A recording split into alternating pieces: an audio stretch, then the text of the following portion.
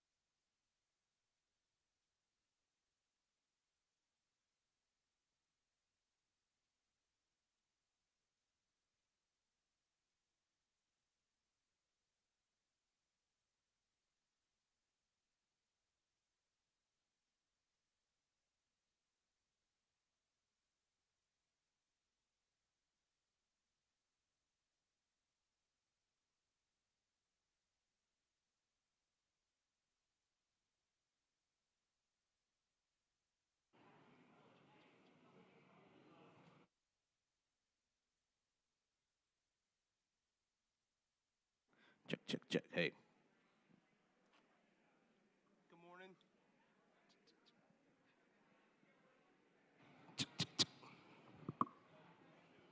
How are you doing? How's it going? Good. How are you? Hey, sorry, I took them away. So That's I all right. could get That's them all right. working.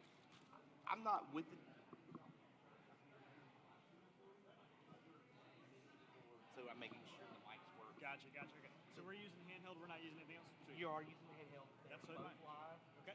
So We've got two people, so that's great. So yeah, we can just just. try not to turn them off if you can't help Okay. it. Awesome. Stream is live at this point, so Okay. just whatever you say Here. now, All it's right. going Sounds out. good. I'm gonna be in and out of check just to make sure like the levels are good for the stream. But it's hot and running. All right. Sounds good. Every, What was your name? Lee. Lee. I'm Jordan. Good to meet you, Jordan. Sir. everything okay I think then? we're good. Okay, We're thank good. you. Thank you. One of them was dead. Okay. Check, check. All right. Thank you, Lee.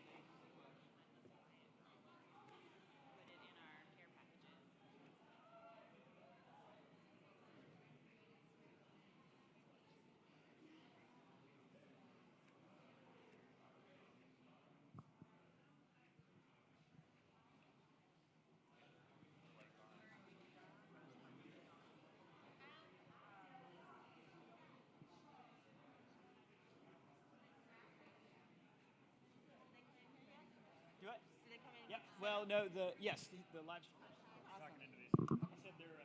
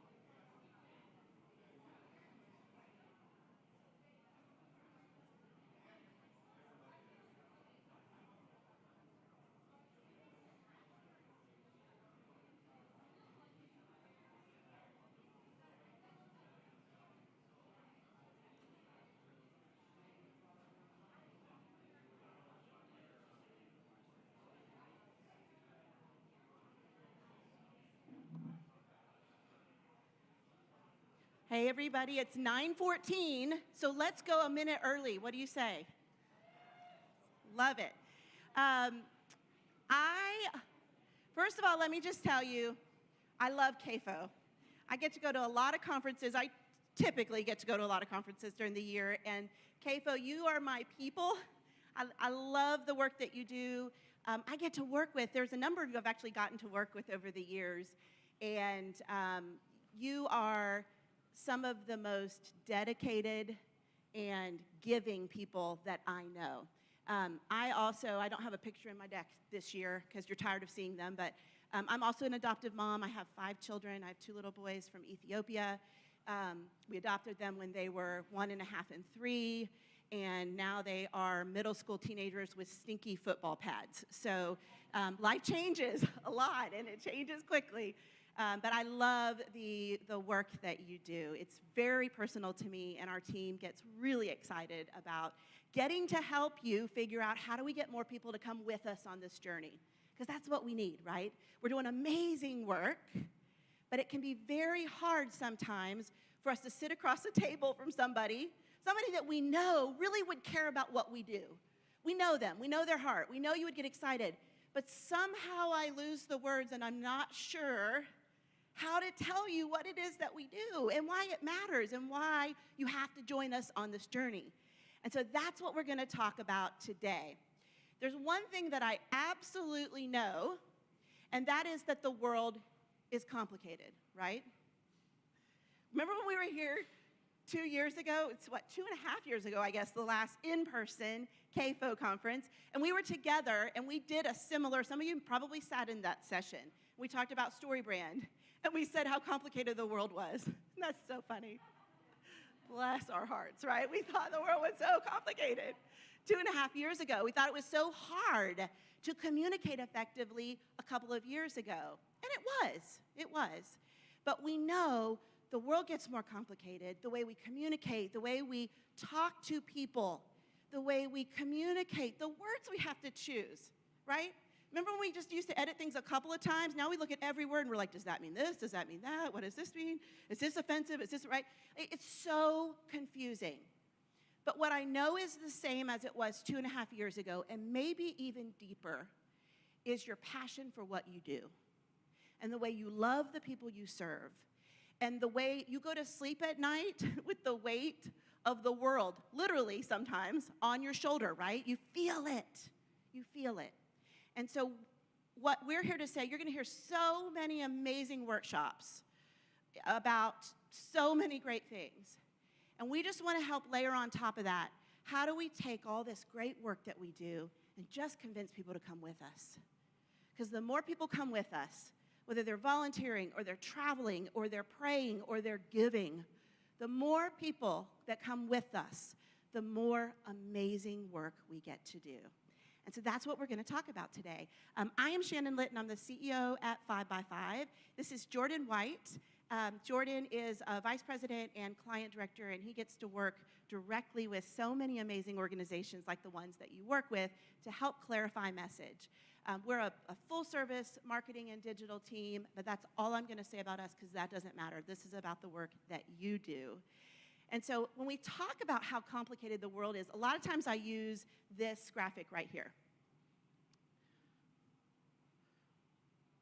This is actually, it's a graphic that shows the marketing technology landscape. So if you've ever been in a meeting and you thought you're talking about how we communicate or what we do or the way we work as an organization, somebody said, we just need better systems, right? We just need if the software could do this, then, right, fill in the blank. And so you set out on this journey to find, whether you knew what you're looking for or not, you set out to find some type of marketing technology. This doesn't even cover, this is more business oriented, it doesn't even cover all of the giving options, right? Giving databases and giving management. That's a whole other part. But this just kind of shows you marketing technology landscape. Can anybody, this is a vision test, tell me what the date is in the top right corner on that? 2011. And in 2011, we thought that marketing technology was very complicated. I actually worked back in the early 2000s in marketing technology, and we were doing business intelligence software, and it was very sophisticated, but it wasn't sophisticated at all, we know now, right? But we thought this was so complicated. I mean, how can anybody ever make decisions and communicate effectively? Like, if we have to go through all these tools, how in the world are we going to do it? But you know what happened since 2011? Now, this one graph, you've got 7,000 options on this, right? So, I mean, if you have somebody that comes in to be an intern in your organization, and one of the things that you want them to do is help you to pick out some new technology, you just kind of throw them out in this abyss, right? Like, go make recommendations, and you don't have any idea what you're even throwing them out in, because you start Googling for something, and you've got 7,000 options that are going to show up. It's very complicated. So just recently, a new one came out, and this is what they did to it. I'm not sure exactly what they were trying to do to make it less complicated, like villages, countries, like is this, how do I get to Space Mountain at Disney World? I don't know, like something in somebody's mind says, let's take this really complicated thing and make it less complicated. Guess what it is? Still complicated. Because the world is very complicated. And what we do is so confusing. And for you, it might look like when I sit down to write an e-newsletter. Anybody ever find themselves in that seat, right? And you sit down and you think, okay, I've got an hour this morning. I got to crank something out for the monthly e-newsletter. Should be really easy. How many amazing things are there to say? There's so many great stories. There's so many things I want you to know, and I want to ask you for. But we don't know what it is we should choose to say. And I'll tell you this is my favorite conference game. And the great thing is, because you came to this session, you get to play it, and nobody out there even knows we're playing it, okay? But I want you to sometime during this conference, and this is not to be critical, I would just like for you to have your eyes opened. Sometime during this conference, I want you to ask somebody, you'll do this anyways, tell me about your organization. And then really listen as if you knew nothing. Sometimes you know, sometimes you don't. But as if you were somebody that was just having lunch with this person and learning about their organization. And I'd like you to think about how clear is that to me? Do I walk away with a, wow, that's really amazing. They do amazing work. Wonder how I can get involved. Or was there a whole lot of like, we equip, empower, engage, support, promote, right? We all say that. They're not bad words. But you know what? They don't really explain how we're changing the world. And so, in the middle of all kinds of complication in the world, and I'm not here to tell you it's going to get any less complicated. If we go back over those years, right, what we see, what's the natural cycle? Things get more complicated. In the middle of that, if you want people to go with you, you have to be clear in what you're explaining and asking. And we make things really complicated a lot of the time, right? You know what? And is the worst thing you can do for clarity. So let me tell you this. Oh, and we do this.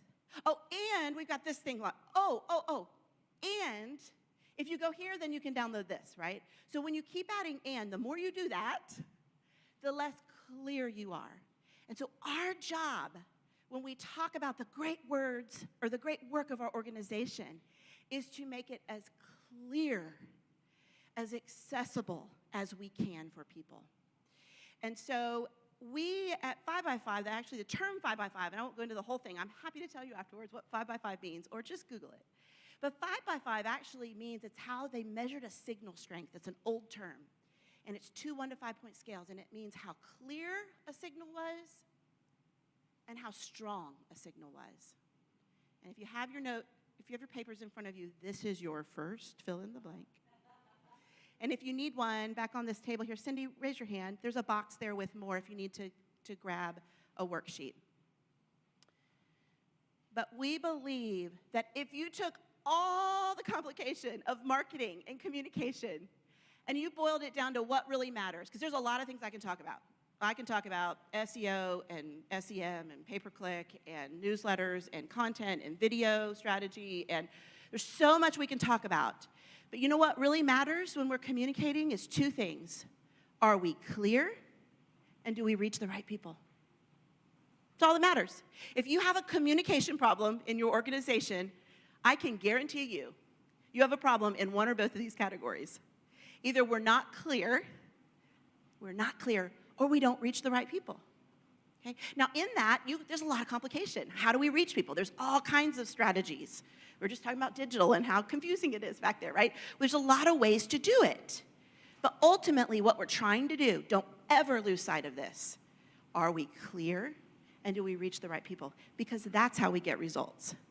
And so we adopted this early on at 5x5, and then we were like, that's amazing. How do we do it? How do you do that? It's very hard to do.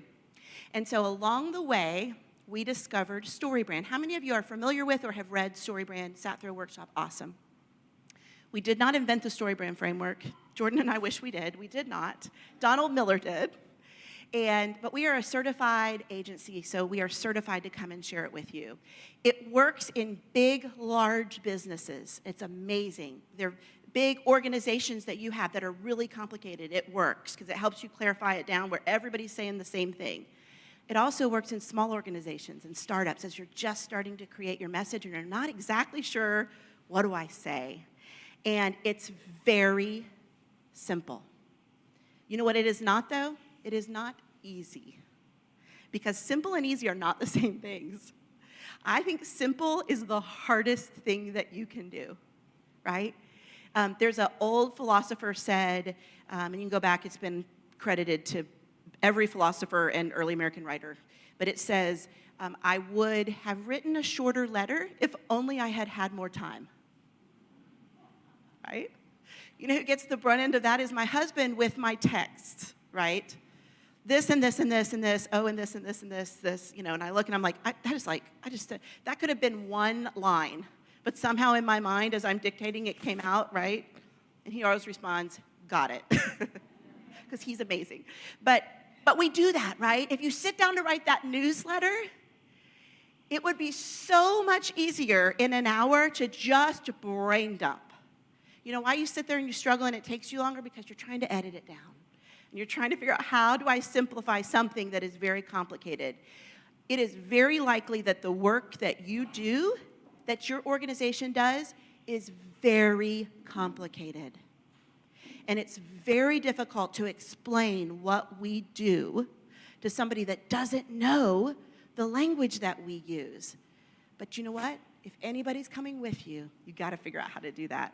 So I am going to turn this over to Jordan, and he is going to walk us through the StoryBrand framework. We're also going to hopefully have time for a few questions at the end. So if anything doesn't make sense, circle it, make a note, and then if not, Jordan and I will be here afterwards, but we'll have plenty of time to discuss this content. There we go. All right, thanks everybody. So excited to be here. Isn't she awesome? Shannon's the best. Yeah. And don't worry, I'm going to do my best to cover everything on your worksheet. And there's always a few in the crowd. They're like, hey, Jordan, dude, we missed number 7. So I promise we'll get to them. Don't worry about it. All right, so I'm going to jump right in. StoryBrand. There's two things, like Shannon said, that we really love about StoryBrand. And since we founded as an agency, 4 or so years ago, has really revolutionized the way that we do marketing and the way that a lot of our clients do marketing. And the two things that we love is that StoryBrand in the process is very simple, but it's also something that's ancient. And we're going to talk about that a little bit later. As Shannon said, we've all been in those meetings, right, where we just kind of add complexity on complexity on complexity. And it always happens in a very natural process of one other good idea on top of things. And so that's one of the reasons that we love StoryBrand, is that it takes all of that away and really simplifies the message. So most companies waste an enormous amount of marketing, never with 5x5 and never anybody in this room, right? Okay? But when we think about ways that companies waste money on marketing, does any example come to your mind of a type of a medium that you're like, why did they spend money on that? Super Bowl commercials, maybe. I've got a great one. We're from Nashville, and in Nashville, there's this billboard on the side of the road, side of the interstate, really prominent location, and it's a big old digital billboard. You guys have seen these. They glow up in the night. They're real fancy, and there's this picture of this woman. I can see it in my mind. It's like cut off at her head, but it's like a bright background, and she's got this blue Band-Aid on her neck.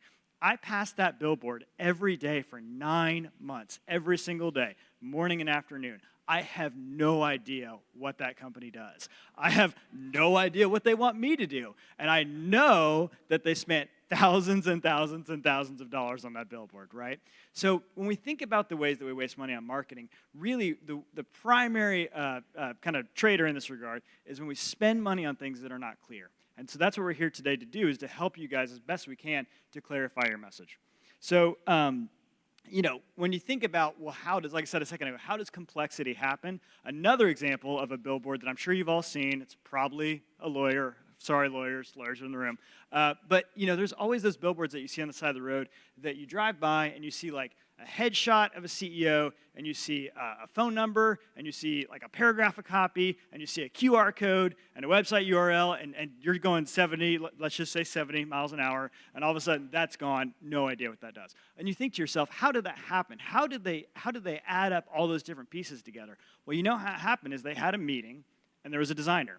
And a designer and maybe a copywriter had a really good idea for a really simple billboard. And they said, we're going to do this, simple call to action, injury law, call us today, whatever. And then they met with the president. The president said, you know what, that's great, but we've got this new About Us copy that we really love, and I really want to see it on everything. And rather than kind of hash it out and fight that battle, they said, okay, we'll add the About Us copy. All right, so now we've got a billboard with the About Us copy. Then they go to IT, and IT says, hey, you should use QR codes, because QR codes are great, which they are, but you should also add a phone number, just in case people don't know how to use it on their phone. Okay, well, let's add a phone number. And then it's almost about to go out the door, right? We are just about ready. This thing is getting super complicated. And you run into somebody on the admin team who says, hey, I hate to tell you this, but the phone number has to have an extension. You go, an extension? We have to add an extension. Now we've got a phone number with an extension and a QR code and About Us and a headshot.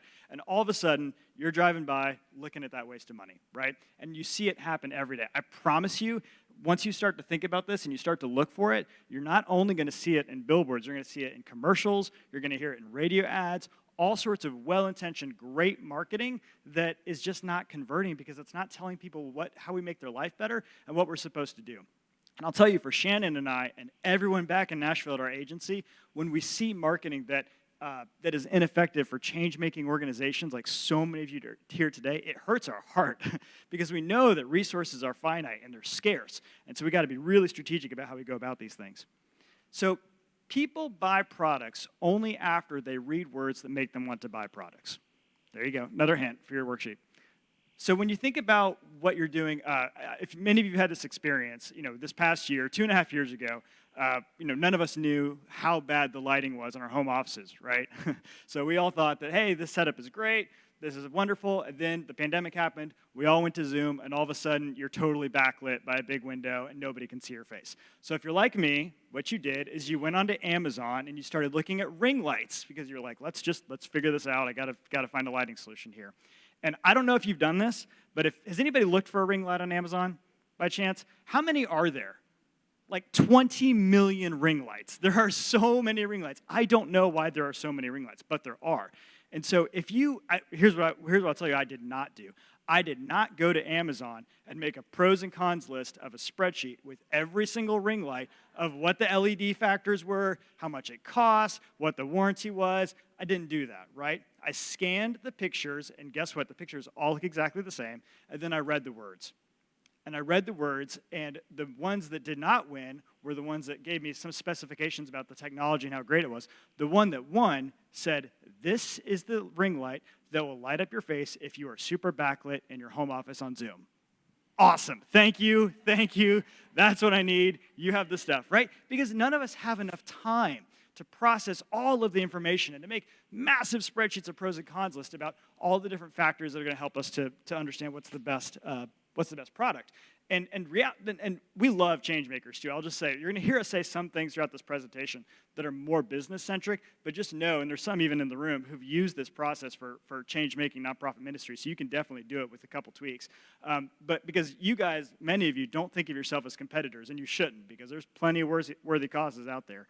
But people don't tend to buy the best products. They buy the products that are communicated the clearest. Did I get the best ring light? I have no idea. But I was not going to spend any more time trying to figure out which one was perfect. Does that make sense? Okay, so there's two things. We're going to talk about the brain for just a second before we get into the framework. So there's two things that our brains are designed to do. The first is that they're designed to survive and thrive. So many of us here today, hopefully almost all of us, live in a first world economy where our brains are not constantly worrying about where's my next meal. And so you all work with a lot of people all over the world who may not have that same luxury. But when we're talking about the products and services that we all research and buy, our brains are spending a lot of time looking around trying to figure out how we're gonna thrive. The other thing that our brains are designed to do is to conserve calories. Anybody ever been in a meeting that lasted all day and was really, really tired at the end? Raise your hand. Anybody? All of you. All of you should have your, yeah. Today, probably, when you go home, right? You ever wonder why that is? Like, I just sat there. I didn't run a marathon. I didn't do anything crazy. The reason is that it actually burns calories to think. And mental processing is a taxing endeavor. And so our brains are constantly trying to find ways to conserve calories. The other, I don't know if you guys have heard about this, but there's research that shows, I think the number is around 4,500, which is 4,500 ad messages a day that the average American is exposed to. And so what your brain is always doing is it's scanning the environment, trying to tell you that's important, that's not important. Can you imagine for a second if every single ad on the side of I keep using billboards, but every single email, if you read every single marketing email that you got, can you imagine what your day would look like? If you looked at every single billboard, if every single commercial on TV, if you were like, I need to go check that out. Our brains don't do that, so they're constantly trying to tell us what's important. And so we'd be exhausted if we were looking at everything. So that's why we must communicate with our potential customers, with our potential donors, with our potential program participants of how we're going to help them survive and thrive. Otherwise, they're going to tune us out. So what I want you to think about is that every time you hand a potential donor or a potential customer or a potential program participant, every time you give them a piece of information, I want you to think about this bowling ball. And I don't know, like, I'm not a big bowler. Let's say this is like a 13-pounder. I think that's big. Some of you guys may be like, oh, that's tiny. But we'll pretend this is a 13-pound bowling ball. So every time you hand your potential customer or potential donor a piece of information, I want you to imagine you're handing them a bowling ball. So if we're all, after this, let's say we're all at kind of hanging out in the lobby, and we're talking, and you come up to me and you say, hey, Jordan, I see that you work at 5x5. What do you do? And the first words out of my mouth are, I even have to read this because I can't remember it. We are a full-service marketing agency that specializes in digital reach efforts to promote customer engagement through digital channels. Woo! That doesn't sound like fun to any of you, I promise. So, I did that, and I handed you this bowling ball. And you thought, yeah, for a minute, like, I guess I can, keep talking to this guy, although he doesn't sound very fun. So we keep engaging, and you say, all right, Jordan, cool, what else? And I say, well, we also use tools like MailChimp, Constant Contact, Infusionsoft, Pardot, WordPress, Instapage, HubSpot, and others to create automated nurture campaigns to warm up leads. Now I've given you 2 bowling balls, right? This is funny. We do this all the time as people. So now I have burdened you, this polite person you're having a conversation with 2 giant bowling balls, and you're like, really starting to, to zone out a little bit. You're like, okay, fine, Jordan, let's keep going. You ask me one more question. I say, well, success is often tracked through pixels, acquisitions, and conversion metrics decided upon collaborating with our clients to increase their conversion rate optimization. I gave you a 3rd bowling ball. Anybody know what happens when you get 3 bowling balls? You don't drop one, you drop them all. And you left that conversation, and right behind me during that whole time were bacon wrap dates. And bacon wrap dates are way more important for your surviving and thriving than all that jargon I spewed at you, right? This is what happens. People forget everything. They don't forget one thing. So this is where, one tool I want you guys to think about as we think about if you confuse, you'll lose, which is really the mantra of StoryBrand, is this concept called the curse of knowledge. So the curse of knowledge, I want you all to imagine that I am standing on a 1 to 10 point scale. And right here is number 1. And way over there is number 10. So if I were to ask you, how much do you know about the operations of your ministry and why you do things the way you do? I'm gonna be very generous. I'm gonna say most of you are at a 10 or a 9 on a 1 to 10 point scale. Like you know your ministry, your work inside and out. How much do your potential donors know about your ministry? Well, let's say they know a 1 or a 2, right? Because they don't know what you do. They don't know all the ways that you work. So if I'm asking you, if you look at your marketing messaging, how much are you sort of dumbing it down is the wrong way to put it, but how much are you dumbing it down in order to communicate effectively with them? Well, you'd probably say, you know what? We know we can't talk to them at a 10, so we actually talk to them around a 6 or a 7. And we think we're doing really good. We do some marketing all the time. We're doing great. We simplify the message. They totally get it. Well, the reality is that most people make buying decisions over here at a 2 or a 3. And so that gap between the 2 or the 3 and the 6 or the 7 of where you think you're making your message simpler is called the curse of knowledge. And that gap is where people are not engaging with your brands and not donating and not becoming program participants because you think that you've done a really good job of simplifying and they're still totally lost. Does that make sense? I won't ask for examples, but usually when we talk about this, everyone's like, yeah, been there. And I have too. It happens. It's very natural. We're missing out on an enormous opportunity because we're not communicating clearly and not making our communication about our customer needs. But it doesn't have to be that way. So the great thing about StoryBrand is that story is a sense-making device. When you think about how often the average person daydreams, which I've heard is up to 30% of the day, which is crazy. Yeah, you all more. Yeah, I heard that. If you think about the one time a day or the one type of activity, and granted, COVID maybe not as popular now, but going to the movie theater is one of the few times that people don't daydream at all. You're wrapped up in a story. There's no daydreaming going on in a movie theater because you are completely enveloped in what's happening on the screen. There's a great story actually that I like to tell at this part where Shannon and I and a few others got to go on a college visit a number of years ago for a client we were working with for a private Christian university in the Northwest. It was a gorgeous campus, loved our time there. We got to do the whole tour. So it's kind of an immersion day where we go and they take us around and we talk about, the campus and they tell us, here's this great building and we met with all the admissions people, we met with the student life people, we heard all these stats, we took great notes, we learned, lots of stuff. But when we got back a few days later and we're with our team and we're doing kind of a debrief of what we learned, I'll tell you what, none of us remembered any of the stats. None of us remembered any of the building names. None of us remembered any of the raw data information that we were given. But we remembered this one great story. And the story is that when we were on campus, there was a coffee shop named Rogers Cafe. And we go to the coffee shop and we say, because that's what you do in the Northwest, and we said, why is it named Rogers Cafe? It's kind of a random name. And the guide told us, well, let me tell you. There was a gentleman named Roger who was a gentleman with special needs who would commute by bus every morning across the city to just volunteer on campus, just to clean things up, just to help out. And the whole campus loved him. He had all these games he would play. He had rainbow suspenders, and whenever he'd come on campus, you had to say hi before he said hi if it was a Wednesday, and if not, then he got to punch you, I don't know.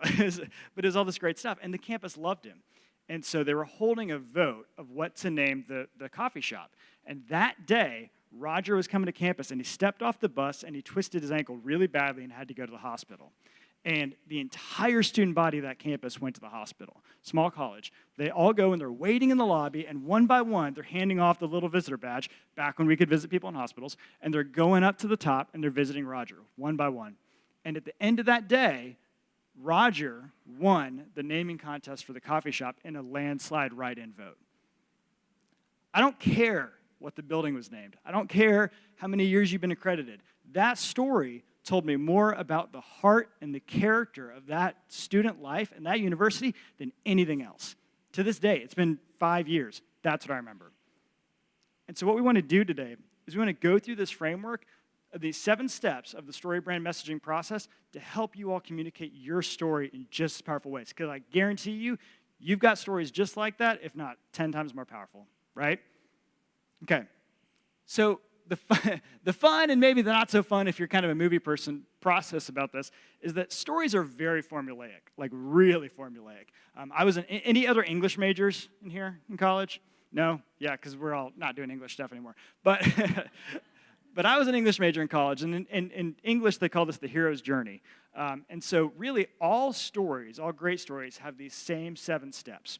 And so sorry, we're going to ruin stories a little bit for you. I apologize.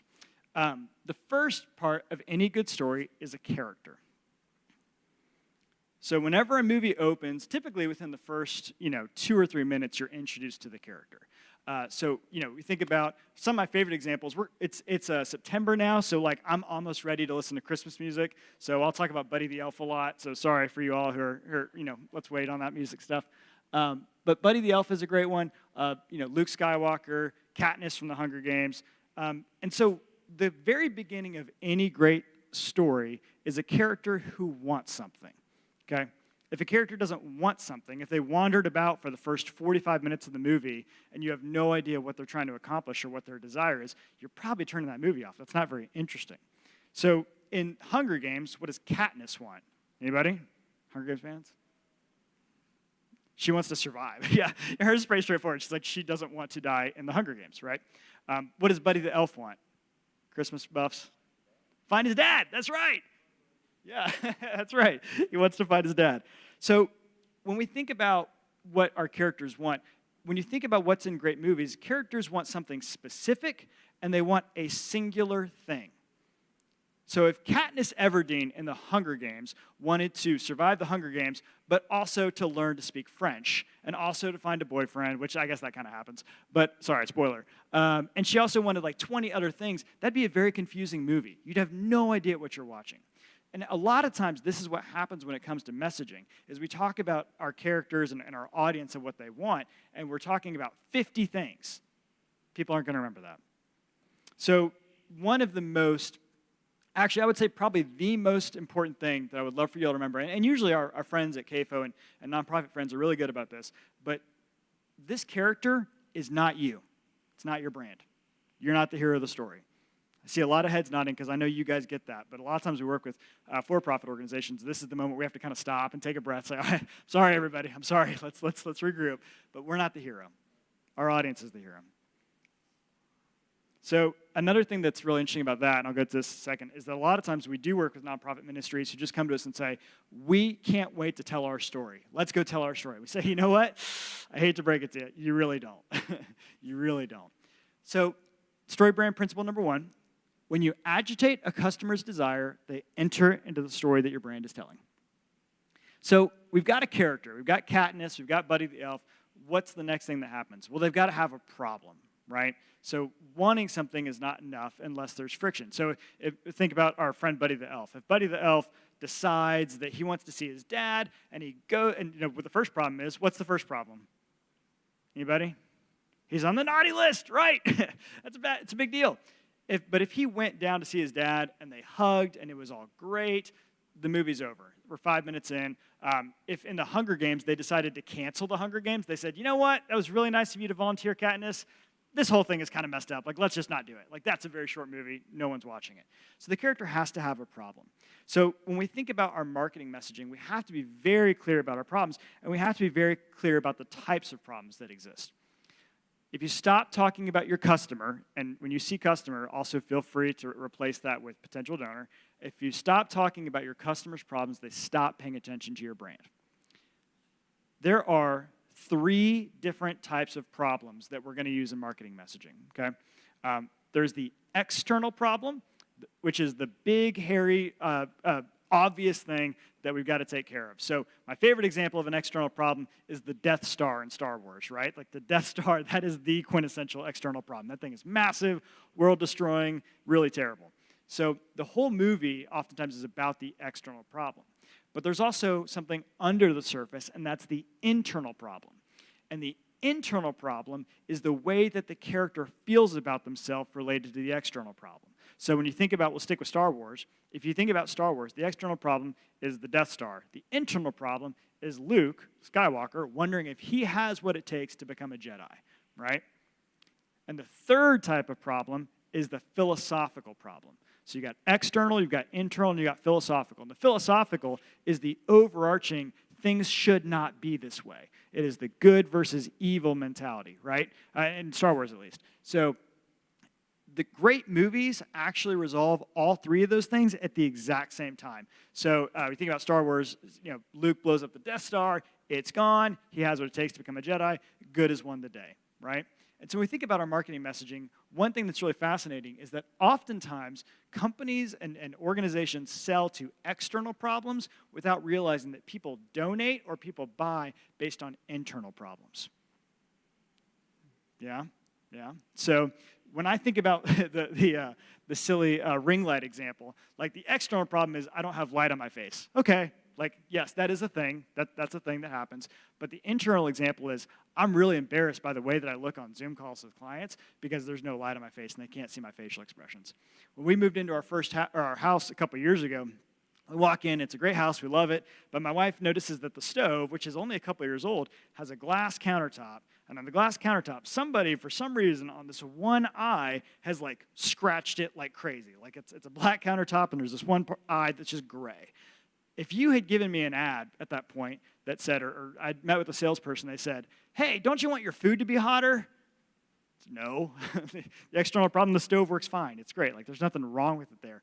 But if someone had gone up to my wife and said, hey, don't you want to be proud of your kitchen? It's a whole different thing, right? And that's the way that we have to resonate with our customers and with our program participants. Once the problem stops, the story is over.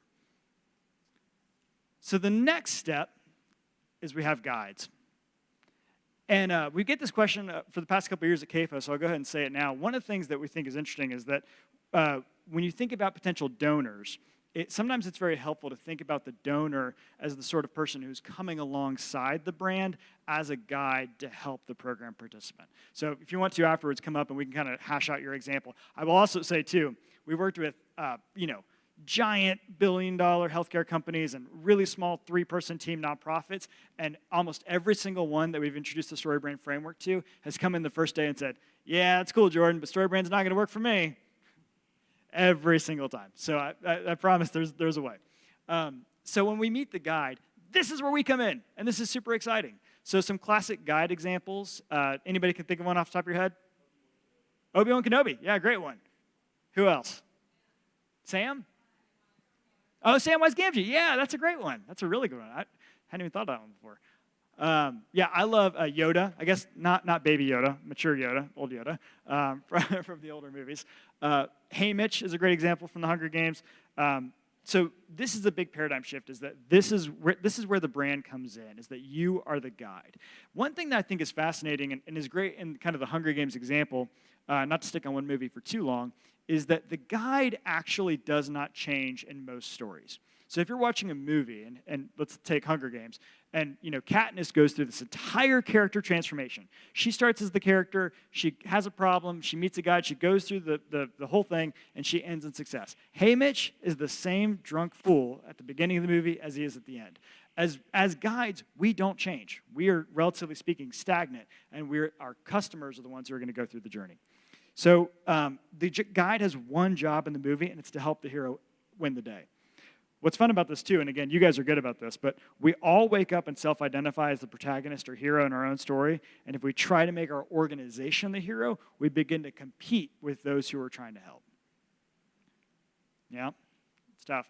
All right, so like I said, the customer's your hero of your story. As a guide, we have 2 jobs. Our 2 jobs are we must express empathy and authority.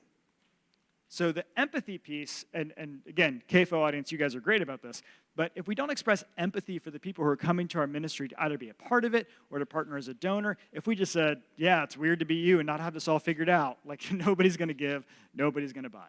So we have to express empathy. The other piece, though, is we have to demonstrate authority. So if you came to me after the session, you come up to me and Shannon, and you said, hey, our website is doing this weird thing, and every time somebody visits, the whole screen just turns to black, and it starts flashing random code, and it shuts people's computers down. And if me or Shannon's answer was, yeah, ours does the same thing. No idea. Right? That's not going to go well. You're going to say, thanks very much. Nice to meet you. Hopefully good presentation. See you later. Never talking to you again. As guides, we have to have already won the day. The reason that Haymitch is the guide in the Hunger Games is because he survived the Hunger Games. If he hadn't, what would his role be? So as guides to our customers and to our potential donors, we have to have already won. Think about the nutritionist example. If you went to a nutritionist and you were like, hey, every night right before bed, I eat a giant tub of ice cream, and I can't seem to stop myself. And that nutritionist said, same. like you're not going to hire them. Right? Yeah. And I think that this is one area specifically for nonprofits. You guys sometimes, I'm going to make a bold statement, you guys are too humble. And there's times where you're unwilling to express your authority because you feel like you're being too boastful, or you think that you're not going to resonate or strike the wrong tone. And oftentimes, that niceness is actually just coming across as confusing. So we've got a character. Now we're into this story now. This is great. We got a character with a problem who meets a guide. What does the guide do? The guide gives them a plan. Okay? So, the Hunger Games example, Haymitch puts her through all these training exercises. The great old, the original Star Wars, Yoda's got Luke training, and he's like lifting up the X-Wing Falcon out of the mud, and he's doing all the stuff. Like they take them through a regimen. This is where the music comes in a movie, and it's the montage. It's Rocky, punching the big sacks of meat, whatever he does. And there's a lot of importance here when we think about how we translate that to marketing messaging, because there's two main reasons why people do not give to ministries like you or to buy products, and the reasons are that it's too hard or it's too confusing. Now, this is going to hurt your ears a little bit, but a couple years ago, we were trying as an organization to partner and actually just to volunteer with a nonprofit in town who I will not name, and we went to their website to try to partner with them, and we couldn't find a contact form anywhere for getting involved. No contact form. So we were really motivated. So we were like, okay, we'll try something else. We found the contact information, and we sent an email to try to volunteer. No response. We made a phone call. We left a voicemail. No response. Did it again. I know. I'm sorry. I have to tell you this. But this happens. And a lot of these things, the reason that people aren't engaging is because we made it too hard or because we made it too confusing. If you came to our website for 5x5 and you said, hey, I'm interested in partnering with you guys, and we said, great, here's a 37-step questionnaire that we want you to fill out, and then we want you to fax us your requests, and we'll get back to you in about a month, nobody's doing business with us, right? As soon as people hit a mental fog, they back up and they don't engage. So your customer needs an easy step-by-step plan to move forward, or they won't. So when you think about the way that you give a step-by-step plan, there's so much value in making it really easy. And there's a couple strategies of how you could go about whether it's kind of before the engagement or after. So if I were to tell you that, hey, you should come with me on a great hike. We're going to go to the top of a waterfall, and it's kind of dangerous. You might be like, dude, that sounds really scary. I don't know if I'm all about that.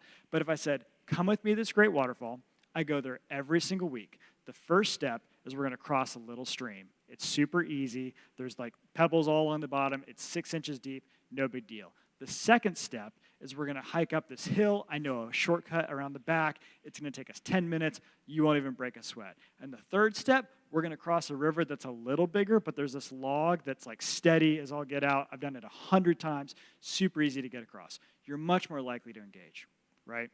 And when you look at websites, specifically, websites that do a good job of this, is you're scrolling on the website and you're looking around and they'll say, hey, ready to, and a lot of you probably do this, ready to get involved? Step 1, do this. Step 2, do this. Step 3, do this. And those steps have to be simple and clear.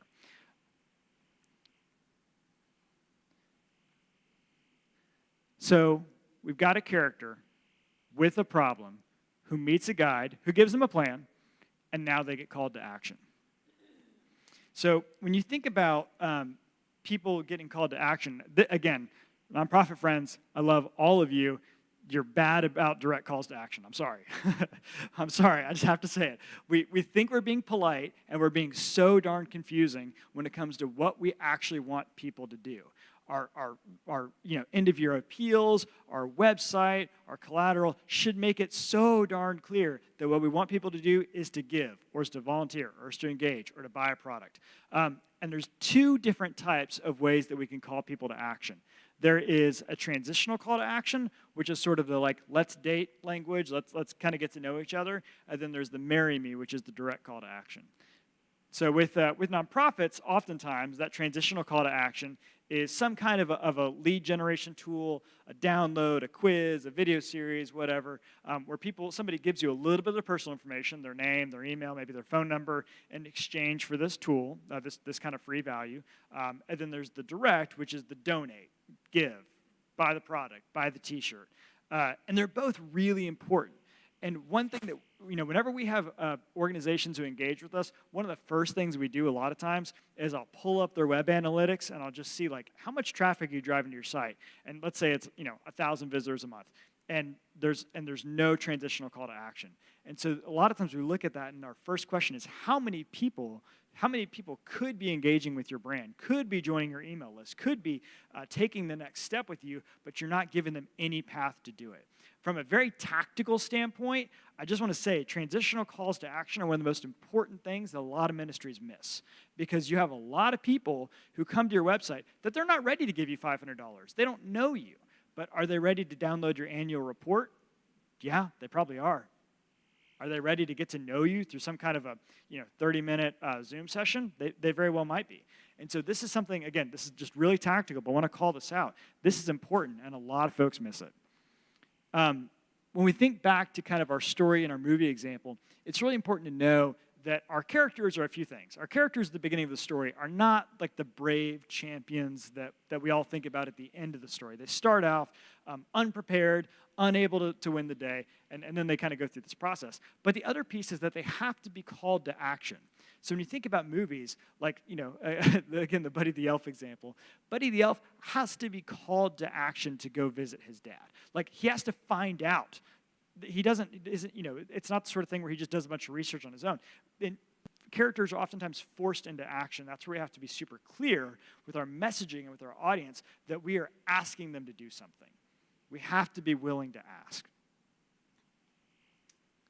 So, yeah, so a couple examples of calls to action that are effective and other ones that don't work super well. One of the examples of bad calls to action, or I should say bad, ineffective calls to action, is when they're not clear. So, if you go to a website and you've got a call to action that says, get to know us, and that's probably a bad example, but let's get started, or join our movement. That's a good one. Join our movement. What does that mean? I have no idea. And so our job as an agency, oftentimes with our clients, is to put ourselves in the position of your potential customer or donor and say, does this really make sense to anybody? And so if your calls to action are vague, then no one's going to engage with them. And the other thing is that you can have too many. So you can have, I'd encourage you after this, go look at your website, look at your marketing materials, and just count. How many things are we asking people to do? Are we asking people to sign up for an event and also give, and also download a transitional call to action, and also read our blog, and also, right? We think about our billboard example from the very beginning. How many things are we asking people to do? Especially if this is, if we think about digital, if we think about it as sort of an effort that is a paid campaign, like you're running a social media campaign or a Google campaign and you're trying to get people to convert, those types of pages, you need to have one or two calls to action, one direct and one transitional, right? Actually, a funny example about that, just a little bit of marketing kind of insider knowledge, is there was some research that was done a number of years ago around pop-ups, and I'm sorry to all of you that us marketers ruin your websites with pop-ups, but they still work, so sorry about that. But if you go to a website, this company ran a case study where the pop-up on their website, you see the thing and it comes up and there's a little X in the right corner to close it out, which we all instinctively jump to as fast as we can. There's a little X, and then there's the opt-in language for, hey, get our free guide, okay? So what they did was they ran a test where that was the first version, and the second version, there was no X, but underneath the opt-in language was the copy that said something to the effect of, no, I don't want this, I'd rather my competition have it instead. You want to guess which one did exponentially better? So when you're talking about marketing messages, the key takeaway there is you have to show people that they are making a choice. Okay? All right. So, unless you clearly call people to action, they're not going to do it. So, we're almost done. We're making great progress. So, we've got a character who's got a problem, who meets a guide and gives them a plan and calls them to action that results in either success, this is the thing we all want to talk about, success is exactly what it sounds like, But it's really important, especially for nonprofit ministries, to hit this again and again and again. With success, we want to make sure we're painting a very clear picture of what success looks like for our ministry and what success looks like for donors, or customers, or program participants who engage with us. Think about this as, I'm not a good cook, so I'm bad at seasoning things, but whatever the opposite of salt is, because you only do a little bit of that's what this is, sprinkles. We'll call this sprinkles. So lots of sprinkles, all right? So success, we want to talk about all the time. But what's interesting is that, customers want us to cast a vision of what their lives can look like if we use their products or services. But what's interesting, especially in the nonprofit space, I'm sorry, thank you, I appreciate that. I appreciate that accountability. I told you I was going to mess up one. I said at the beginning, I'm going to mess up one. Somebody's going to let me know, so there we go. That's perfect. Everybody good? All right. And I like always pre-fill my own at the beginning, so I'm like, don't skip them, Jordan. So thank you. So we've got success, but we've also got failure. Because like I said at the beginning, there have to be stakes in every story. And like sometimes we work with for-profit companies where the stakes are like, you're going to keep not looking great on your Zoom meetings. The stakes of the ministries in this room could not be higher. And I know you don't need me to tell you that, but when you think about the people that you serve and the work they do around the world, the stakes could not be higher, and we can't be bashful about communicating those stakes to our audience, right? The other thing that's really important, because sometimes people say, if they don't donate, if they don't give, if they don't become a customer, nothing's going to happen. Failure can be a continuation of a current state. So if you've got somebody who's living in, an audience who are living in poverty and they have the opportunity to help them, failure can be that that's just going to keep on happening, and that's just plain wrong, right? So failure, we are not, do not hear me say, go out today and just put failure all over the homepage of your website. That is not what I'm saying. But I'm saying failure is the salt, right? It's the opposite of sprinkles, which I know you guys are like, don't ever let Jordan cook, and you're right. But failure is the opposite. So failure, we just want to sprinkle it in from time to time, but it's important that we showcase it, because if there aren't stakes, then there's no consequences. I think it's funny. Imagine, I always write this down. Imagine a story. A hero has to disarm a bomb in 10 minutes, but they learn that the bomb is a dud and it's not going to do anything. Not a good story. Okay. So if there's no consequences for not doing business with you, there is no reason to do business with you. The other thing I should say about this is that this is one reason where I think, one area where I think that marketing agencies, not to make it a plug, or even just trusted friends and advisors can be very helpful, because I think that as the brand, as the audience, you're never going to incorporate this because it's going to make you feel a little uncomfortable. You're never going to incorporate this as much as an outsider would say, you know what, you're not being that negative. Don't worry about it, because that's typically what we see. So these are the 7 steps. These are the 7 parts of a story. This is a story. A character has a problem and meets a guide who gives them a plan and calls them to action that either ends in success or failure. Bingo. Is that the last of our sheet? We did it. We did it. So now we've got a few more minutes, which is awesome. So I'm going to go through some examples, and then if we end a little early, Shannon and I will be up at the front. We'd love to just kind of get to know you guys and talk for a little bit. But yeah, I sure can. I'll say it again slower. A character has a problem and meets a guide who gives them a plan and calls them to action that either ends in a success or failure. Yeah, no problem. So let's talk examples, because examples is most people's favorite part, mine included. So this is a website. Does anybody want to take a guess at what this website does? Other than Equify Asset Services? Yeah. Nope, not wealth management, actually. Anybody else? It's a good guess, though. Business loans? You're closer. You're closer. Yeah. What? Sorry. Estate auctions? Yeah. They actually do construction loans. So they do loans for construction equipment. So this, yeah, right, exactly. So yeah, this is them before. And Shannon mentioned earlier, like, in the business world, and on the nonprofit side, our words that we like to use a lot are empower, engage, equip. In the business world, they like to use words like equify, asset, services, which who knows what that means. This is what they did after StoryBrand. It's hard to read that copy from probably where you all are, but 5 ways we make your company stronger, and they list their primary services down below. On the call to action, they got rid of all of that stuff because what they realized is, you know what? For our business, nobody's filling out forms online. They're all making phone calls. Well, great. Let's just get rid of it all. Let's make it just a primary call to action of making a phone call. Oh, that was me. Sorry. This is another great example. And actually, I like to read this one because this shows you that StoryBrand is not new. It's been around forever, just the first part of this ad. Because this is a Lego ad. And if you let the product people at Lego come up with this ad, and I'm just going to throw them under the bus for a second, who's the hero in this ad? The kid, right? This is not some sleek picture of Legos on an all-white background with, professional lighting. This is a little girl making something that doesn't look like it came in a box like that at all, right? She is the hero of the story. I just want to read this.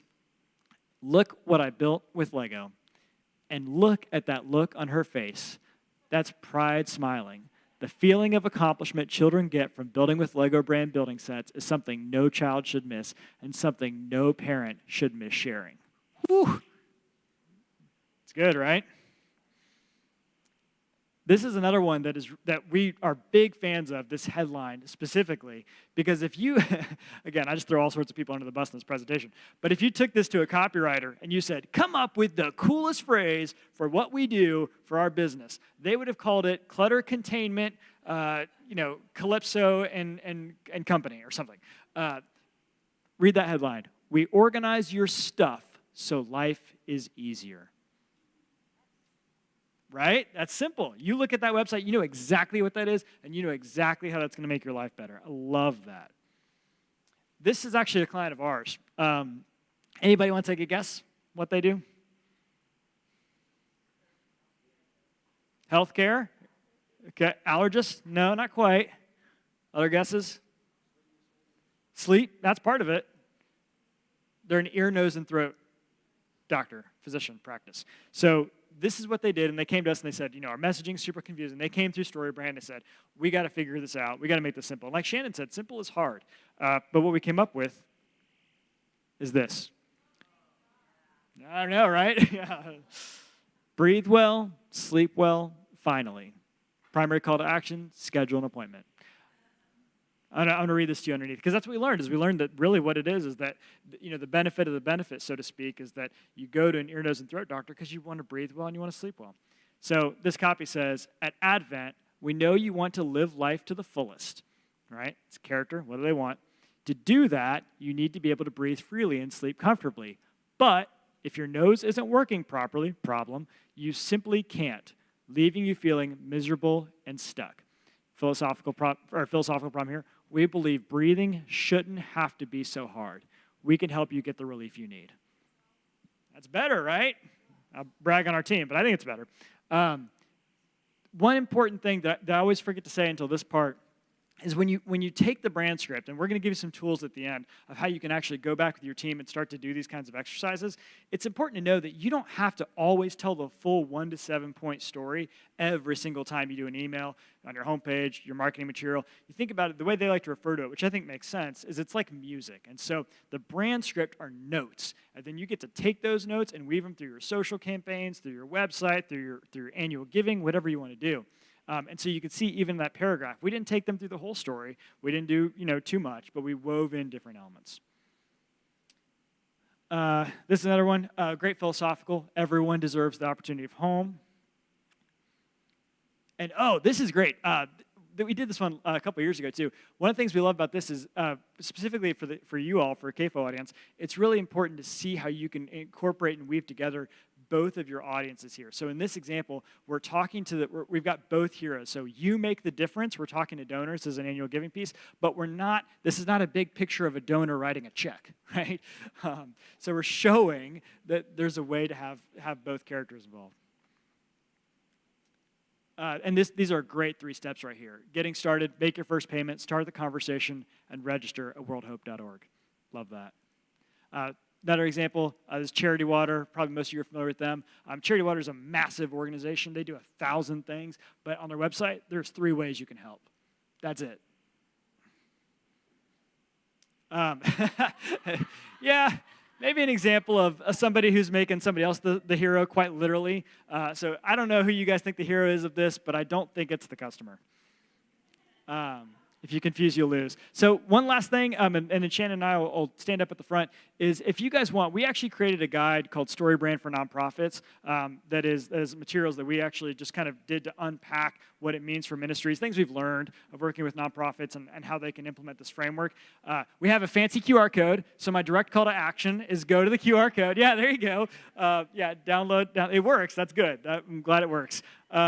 There's also the URL, and I'll drop this in our kind of group chat for the session after this, so if you guys don't get a chance to get it, but we'd love for you to download that and ask us any questions.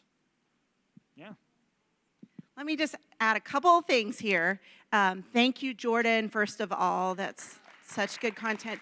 So a couple of things just from doing this with nonprofits and ministries. So Story Brand, again, the content here, you see customer, you can replace all of that out with donors and your audiences that you're speaking with. However, you will say, we're very complicated because we're a nonprofit. And I will say, yes, you are. Right? So if you think it's complicated, right, it's actually easier to sit on a product team in a Fortune 500 company and sell a product than to do what you do. It is. I will tell you that. So if you go back to that script, here's what I just want you to hear this, okay? Because this is so important, and there are so many nonprofits that try to apply Story Brand, and it is written for a business audience, right? Though Donald Miller, there are a lot of adjustments he makes to show you how to use it in a nonprofit. I want you to know it works in a nonprofit. Here's what you have to do. The character of your story is whoever is the recipient of the work that you do. It's children who are being adopted. It's families who have adopted and need additional services. It's women internationally. It's, you name it. The people that you are helping as a nonprofit, they are the character of your story. Do not stop talking about the character of your story, okay? The guide of the story. So your character, that person that is the recipient, whoever that is, we're all helping people when it comes down to it. That person has a problem. That's the problem you talk about, okay? A couple of things that I think this is where it changes the game for nonprofits is that going to how do I feel about it, right? So you're talking about a problem that, moms in Uganda don't have the resources to help their children. That's a problem. You'll probably get some results with that. How does that mom feel when she doesn't have what she needs to take care of her child? You talk about that, now we're on a different level of a mom resonating with how that would feel. Does that make sense? But then the other thing, this is your magic as a ministry. The philosophical problem. It is very hard for us when we're sitting with a ring light company to come up with, but what's the philosophical reason why? I mean, you can do it, like you can. I can come up with that. But you can real easily feel like we're making something up here. We're pushing this too far. You are solving and fighting philosophical problems every day in the work you do, okay? Philosophical statements begin with like should and shouldn't, and it's not right, and we can't let this happen, right? It is wrong that there are moms in Uganda who don't know how to feed their child the next day. It shouldn't happen, right? Jordan shouldn't look like he is so pale on a Zoom call. You need a ring light. It doesn't work as well, okay? That deeper emotional connection makes people act. A mom needs food. I might write a check. This should not happen. We cannot let this happen anymore. I'm adding some zeros. Does that make sense? So we've got to use that to our power to get people to realize that this is important. So that character with a problem meets a guide. You're the guide. The organization is the guide. Here's the cool thing too. You invite your donors into that role with you and say, we get to help. We get to be a part of this. We get to be used here. And so you invite them into that guide role, right? And that's what's so cool. You know, if you go through this and you try to make your donor the hero, here's what will happen. You can do it, but some of you have tried this before and you're like, the donor, what's their problem? I don't know if I can trust organizations. I don't know where to give my money. I don't know, their problems. But you know what the donor really cares about is the problem you're actually solving, okay? So kind of skip that and bring that donor voice in on that guide and let them be a guide with you and show them what success looks. There's trends in nonprofits. There's trends in our industry, right? And so there was a while where we really pushed it too far, okay? And we took advantage of situations, right? And we manipulated. And so we went so far that what happened is, like typically happens, we overcorrected. And we said, I'm not going to talk about failure at all. Like, I'm only going to talk about this is amazing, and look at all these moms that can feed their children in Uganda because we've given them a way to make money, and they have industry, and that's awesome. But please don't forget this statement. If there are no stakes for not donating, then why do I donate? You're doing all this amazing work over here, right? Like, good for you. That's so great. That's so great. I think you guys are amazing. That's so great. Good for you. Look at all the success you're having. But if I don't give, 2 or 3 more women cannot join that program. That's the stakes that make me act. So you got to figure out, it can feel weird, it can be complicated, it can be tricky, it's not like plastered all over the front, but you've got to show the stakes that this is important enough that if you don't join us, something is not going to happen. And that's what makes people act too, okay? So make sure you do that. And then the very last thing, those 3 steps, I'm just recapping all this. The 3 steps, like how do I get involved? If there's one thing we mess up as ministries, it is this. And Jordan took you through we could not participate with this organization if we tried, because we tried and tried and tried. How do I get involved?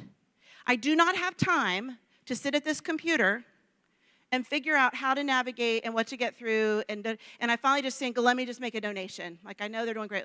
And I get over here, and then you want to take me through 20 screens. And at the very end, I'm like, I'm finally there. And then you ask me, which of these 32 funds would you like your gift to go to? I don't know. I just want to help, right? And so you know what happens when I get to that place and I don't know which of the 32 funds to donate to? I don't think, I'm out. Forget it. You lost me. You know what I think?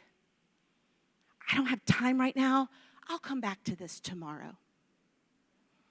And tomorrow never comes, right? So make it so simple. That alone can change participation in an organization. And it's very hard. Remember, simple is the hardest thing to do. It's very hard because we've got to say no to 10 other calls to action, knowing that this is the first way we get people involved, right? This is the first thing.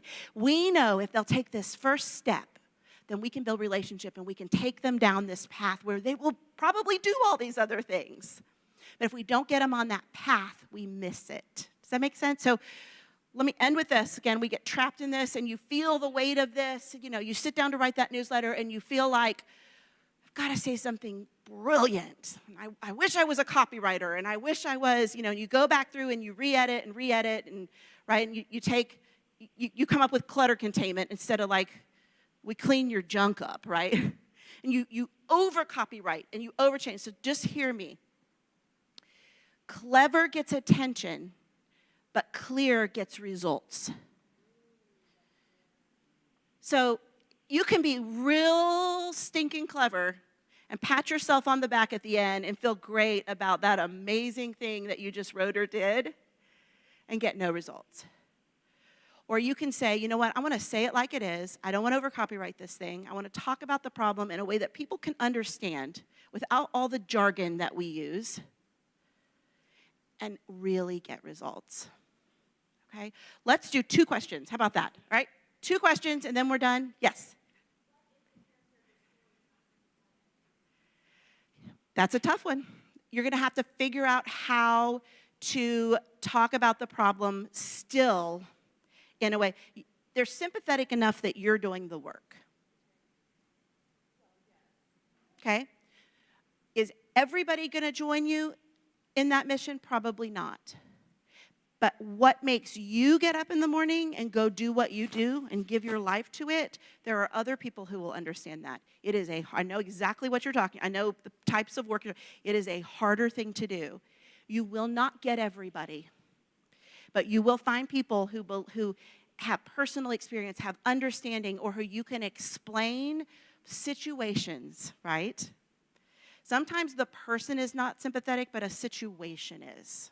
Okay, a background, an experience. I would say anybody that needs help, you can create empathy for them, but it's harder for some than others. We can talk personally. I'd love to hear maybe specifically what it is, and we can see. Yeah.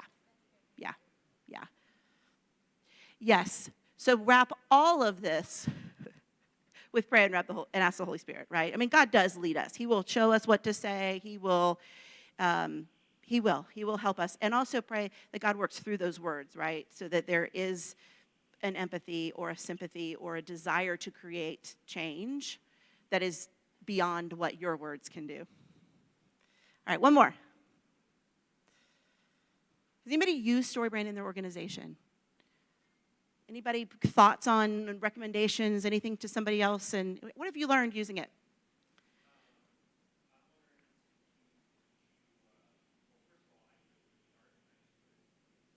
Yeah. Yep.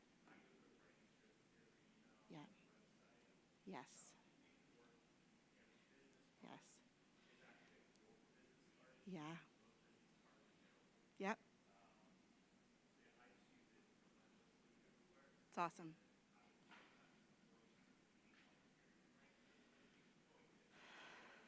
That's good. That's good. Yeah, it's awesome. Yeah. Yeah. Yeah. Yeah. It's good. Yeah. Yeah. Yeah. Yeah. It's awesome. So you do create a script.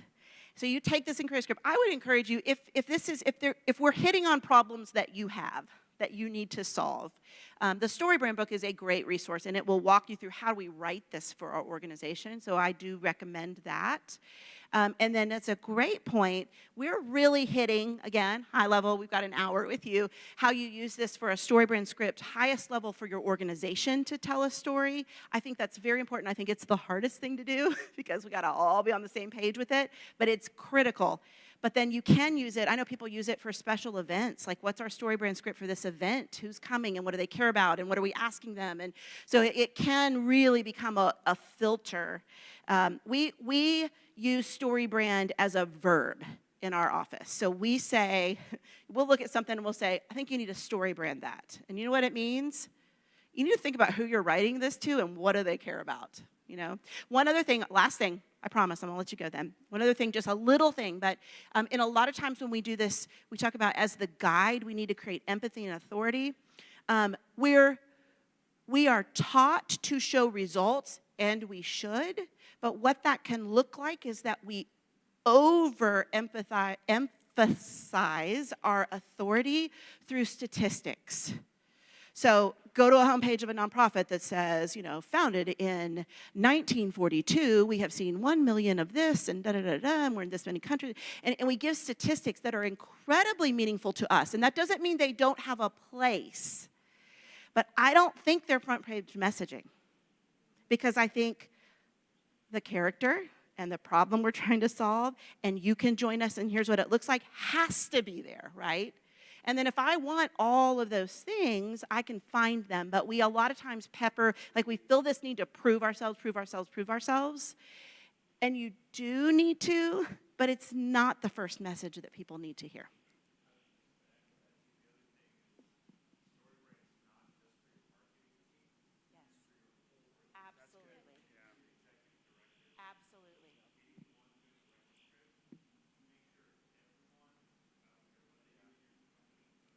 Absolutely. Yeah. Totally. You are a co-presenter next year, just so you know. So come back, and we're going to go through a case study of your amazing organization. We've been called in to executive director interventions many times. Okay, nobody, don't make eye contact with your neighbor, don't shake your head, right? But like, I had an executive director one time. We went in, and he said, we were going through this, and we're talking about, the brand and what does it mean and what do we say, and he said, every time I get up to talk about the organization, I just make up something new. It's like, I just want, like, whatever, I just feel like I just want to come up with a different way to say it. And we're like, that's the worst thing you can do, right? So that consistency piece, if nothing else, and it is more than that, but if nothing else, Story Brand forces you to come to a common place of how we say things in a consistent way so that we're all literally singing off the same page, which is our Story Brand page. So, yes. Yes. Yep. Yep.